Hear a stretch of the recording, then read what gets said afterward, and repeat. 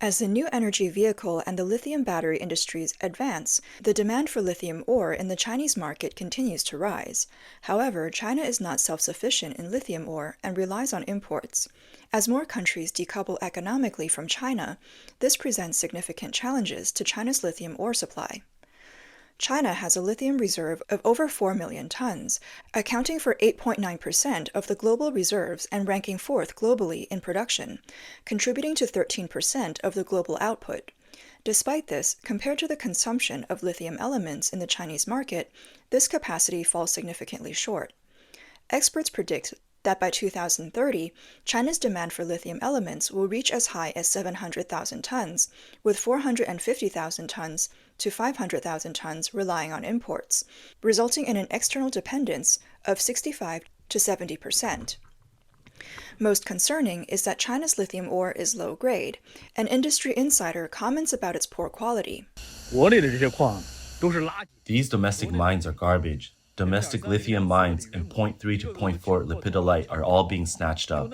You can hardly get them. Even if you can, you have to sift through it. Only the bits that meet standards can be sold. I know a buddy who mines lithium in Africa. He sent me a video yesterday and told me about his lithium mine operation. In the video, he dug out lepidolite ore directly from the mine. There's spodumene in there. These lepidolites are directly over 3 points in grade, and 3.5 grade lithium oxide sells for more than 10,000 yuan per ton. How do you think we can compare with others? Can our domestic mines compare with others? Isn't it just garbage? In addition to the low grade of lithium ore, various restrictions hinder the extraction of lithium in China, resulting in slow progress and high costs. The development of mining projects involves 4 stages: exploration, project approval, design, and construction, with an overall time frame of at least 3 to 5 years. Moreover, factors such as environmental concerns further complicate the extraction process. Particularly challenging are lithium mines located in the Qinghai Tibet Plateau, where environmental conditions make extraction extremely difficult. Separating magnesium from lithium is especially challenging. While lithium mica mines in Jiangxi, China are relatively easy to access, the quality of their output is often unsatisfactory. Despite these challenges, the Chinese Communist Party, CCP, remains committed to its development goals, extending its reach into countries' abundant mineral resources. Recently, Chinese enterprises have engaged in large-scale acquisitions and investments in Canadian mining companies. This was the result of the CCP's involvement, sparking international debate and raising deep concerns from the Canadian government.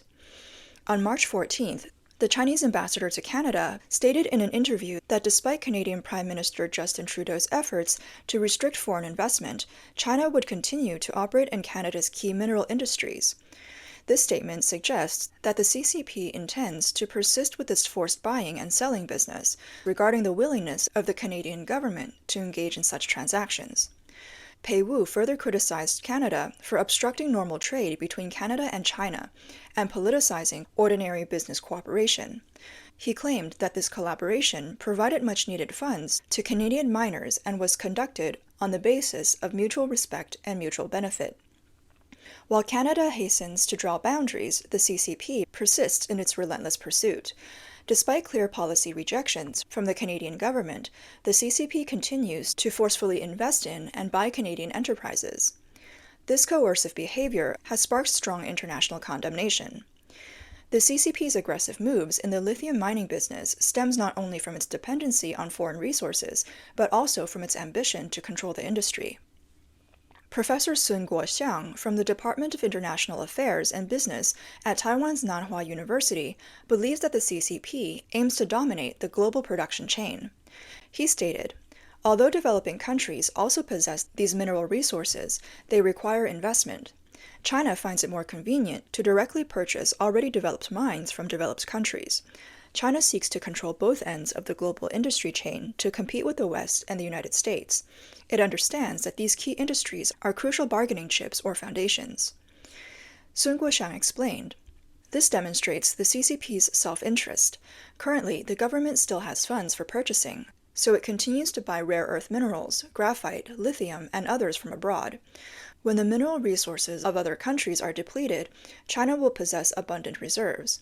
Then the world will have to come to China to buy these minerals, giving China control over the entire industrial supply chain. Sun Guoxiang also highlighted the CCP's aggressive pursuit of investments in the Canadian mining industry. He remarked, "This relentless pursuit is to seize a strategic vantage point. One aspect of free trade is open investment, and the CCP exploits these international rules to find its strategic advantage. The CCP treats its mineral resources as strategic reserves, utilizing minerals extracted from other countries, including both developed and developing ones. When disputes arise with developed countries, it shows the allegiance of developing countries." Therefore, Sun Guoxiang believes that to resist the CCP's rogue behavior, developed countries not only need to protect their national resources, but also need to enact clearer laws to preemptively establish their legitimacy. Otherwise, the CCP will continue to provoke. Wang Jun, chairman of the National Committee of the Chinese Democratic Party, believes that some of this activity is driven by Chinese diplomats showing off to Xi Jinping. This viewpoint was also corroborated by Liu Xiaoye, the Chinese ambassador to France, who said, "There are many people in Canada who want to make achievements. Even if it is unlikely, they're still doing their best." It's been a year and a half since the Canadian government announced the ban on key mineral investments from hostile countries. Each government regulation has served as a litmus test to see how far the CCP will go.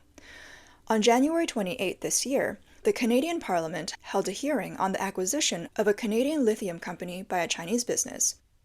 Last October, Zijin Mining Group Limited, a Chinese state-owned enterprise, announced its intention to acquire Lithium, a lithium mining company headquartered in Toronto. The Canadian government had 45 days to initiate a security review of the transaction, but in the end it was not conducted. According to the updated Canadian Investment Act in March last year, when reviewing companies seeking to acquire domestic enterprises, the government must consider whether it threatens Canada's critical mineral supply chain. Therefore, the failure to conduct a security review directly contradicts the provisions of this law. Part-time professor Jeffrey Kucharski from Royal Roads University expressed his opposition during the hearing, stating, "State-controlled companies, especially those from China, should automatically trigger a national security review. The acquisition of Lithium should have undergone a security check." Kucharski emphasized that Chinese companies have previously abused their dominant position in critical mineral sectors to coerce other countries. Furthermore, Chinese companies are often influenced by the Chinese government, which could directly lead to Canadian companies being controlled and threatened by the CCP government. Especially with the acquisition of Lithium, the CCP will further consolidate its dominance in the global lithium industry. Nikos Savos, chairman of Energy and Geopolitics at the Center for Strategic and International Studies, said that Western countries need to develop a more comprehensive critical mineral strategy, particularly regarding minerals required for the green economy. They cannot accept a supply chain dominated by the CCP. Lithium is one of the key minerals needed for electric vehicle batteries, designated as a critical trade mineral by both Canada and the United States. In 2020, Canada and the US established a joint action plan on critical minerals, attempting to establish a secure North American battery mineral supply chain. After the CCP's acquisition of Lithium, it now holds a 60% share in the global lithium refining sector. This development threatens the battery mineral supply chain of Canada and the US. Wesley Wark, a senior researcher at the Center for International Governance Innovation, stated during the hearing that he believes the government's policy towards the CCP is merely rhetoric and lacks action. He criticized the Canadian government for incorrectly assessing the importance of this transaction to Canadian national and economic security. The Canadian government's lack of a firm stance against China has given many companies opportunities to exploit loopholes. Over the past 3 months, the CCP has been attempting to infiltrate Canada's mining industry by all means. Some entrepreneurs are tempted by profits and are seeking cooperation with the CCP. One such transaction involved Montreal-based SRG Mining Incorporated. It planned to relocate to the United Arab Emirates to circumvent regulations and sell a 19.4% stake to the Chinese company Carbon One New Energy Group Limited, CONEG. However, the Canadian government quickly noticed this move, and on March 4th, Federal Minister of Industry François-Philippe Champagne issued a warning to SRG. The day after, SRG announced the cancellation of the transaction. Minister of National Resources Seamus O'Regan expressed satisfaction with SRG's decision. He also emphasized that the government's stance is clear. They are not interested in investments from Chinese state-owned enterprises. He further remarked, "Currently, the extraction and processing of critical minerals are concentrated in the hands of a few countries, some of which have priorities or values different from Canada's. Therefore, it is necessary to reduce reliance on them and not allow the future prosperity and economic security of the country to be at the mercy of others." Over the past 10 years, Chinese companies have been involved in 89 acquisitions and investments in Canadian metal and mining companies, with many transactions involving companies related to the 31 critical minerals identified by Canada. Therefore, in September and November 2022, Canada first issued stricter prohibitions on hostile foreign enterprises investing in Canadian critical minerals, making it more difficult for CCP state-owned enterprises to acquire and invest in the industry. Subsequently, 3 Chinese companies were ordered to divest from 3 Canadian lithium mines. Among them, China Minmetals Corporation Hong Kong Limited was required to sell its investment in Power Metals Corp., which has lithium, cesium, and tantalum exploration projects in northern Ontario. The second company, Chengdu Jiangge Mining Investment Canada Company, was required to divest from its investment in Lithium Chile Incorporated, headquartered in Calgary, which has over 10 lithium projects underway in Chile. Finally, Tianqi Lithium Industries Incorporated from Sichuan was ordered to withdraw its investment in Ultra Lithium Incorporated, a Vancouver-based resource development company with lithium and gold projects in Canada and Argentina. Local councillor Joseph Shi from Cremona, Alberta, expressed approval, believing that the government should have acted earlier to prevent Chinese companies from exploiting Canada's critical mineral resources. Chinese companies' investment in Canadian mining is purely exploitative and highly destructive to resources and the environment. They never comply with Canadian industrial standards, environmental standards, labor standards, safety standards, or genuine market principles. Instead, they rely on malicious monopolies and cutthroat competition to make money. He cited a report by PetroChina to build oil tanks in Calgary, which aimed for so-called rapid progress without adhering to Canadian industry standards, resulting in incidents where oil tanks collapsed and killed people. The project also did not comply with fair employment practices, mainly hiring its own people, facilitating corruption, and hurting the local industrial and labor environment. Shi remarked, "I believe that no country should allow such exploitative, unsafe, and environmentally harmful mining methods, such as those practiced by the CCP. What the CCP wants is not just lithium. Metals like copper, nickel, and cobalt are also crucial components of electric vehicle batteries, solar panels, and wind turbines. Therefore, ensuring access to these metals is key to reducing supply bottlenecks and risks of shortages. To ensure domestic supply stability and achieve industrial ambitions, they will continue to extend their reach into countries rich in mineral resources." Currently, China still holds a dominant position in this industry and has stakes in a wide range of resource companies.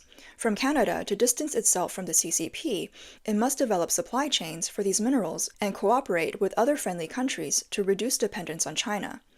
Like Canada, several other Western countries are gradually disengaging from the Chinese market.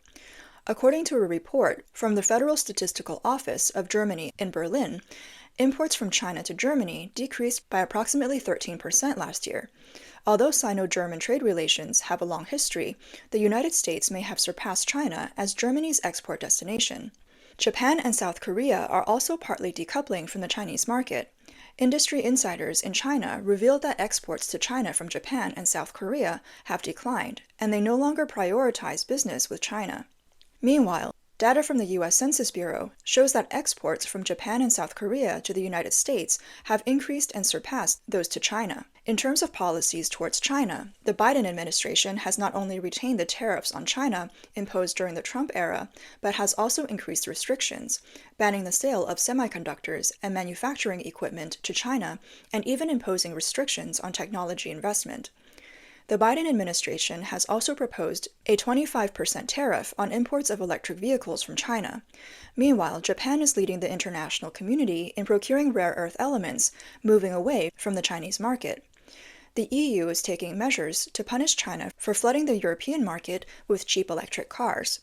In summary, some of the world's most powerful economies are making efforts to decouple from China. This situation is unlikely to reverse quickly, as it has been brewing for many years.